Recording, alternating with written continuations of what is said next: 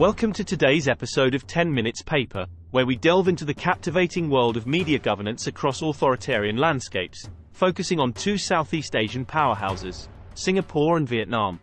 Our journey today will unravel the intricate dance of media regulation, the essence of political control, and the profound impact on societal narratives within these unique political frameworks. Let's embark on a comparative exploration, guided by the insightful research of Martin Albrecht Heinig and Xiaobai Ji. Their study, nestled in the pages of the Asian Review of Political Economy, presents a thought-provoking analysis that bridges the gap between academic research and everyday curiosity. So, buckle up as we unravel the tale of two regimes, their media governance strategies, and the implications for freedom of expression and political stability. Singapore and Vietnam, a study in contrast and comparison. Imagine two countries, geographically close yet worlds apart in their approach to media governance. Singapore, a beacon of economic success, operates under what is known as a hybrid political system. Here, the People's Action Party has reigned supreme since 1959, walking the tightrope between democratic engagement and authoritarian control. Vietnam, on the other hand, presents a more traditional authoritarian tableau.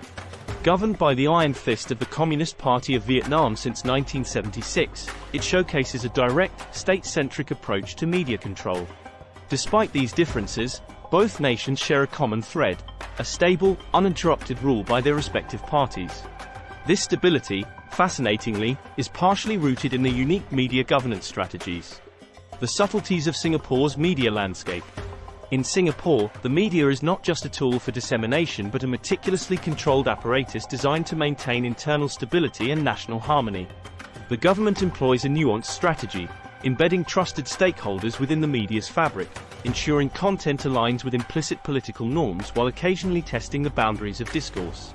Singapore's approach is characterized by an intricate blend of regulation and subtlety. News outlets navigate the complex terrain of out-of-bounds markers, steering clear of politically sensitive topics, under the watchful eye of the Info Communications Media Development Authority. Yet, the landscape is not devoid of critical content, hinting at a calculated allowance for dissent within tightly drawn lines. Vietnam's direct grip on media narratives. Contrastingly, Vietnam's media ecosystem is marked by a more overt, coercive approach. Here, the Communist Party directly influences content, with weekly meetings dictating what can and cannot be published. Topics such as political pluralism, human rights, and the party's legitimacy remain strictly off-limits, delineating a clear boundary for journalists. Yet, in the shadows of strict control, a nuanced shift is observed. The onset of economic reforms has ushered in a wave of commercialization and privatization in the media sector, subtly expanding the discursive space for journalists within predefined limits. Unveiling common grounds. Despite the distinct paths, Singapore and Vietnam share a strategic embrace of media as a pillar of authoritarian resilience. Both regimes demonstrate a sophisticated understanding of the media's power, leveraging regulation, censorship, and selective openness to bolster their political standing. This delicate balance between control and allowance, between silence and speech, highlights a complex interplay that sustains their authoritarian grip. As we conclude today's exploration, it's clear that the narratives of Singapore and Vietnam offer profound insights into the dynamics of media governance in authoritarian regimes. Their stories underscore a crucial lesson. The pen may be mightier than the sword, but in the hands of power, it writes a carefully curated tale.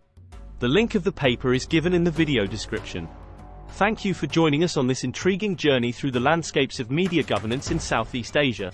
Stay curious, stay informed, and tune in next time for another enlightening episode of 10 Minutes Paper.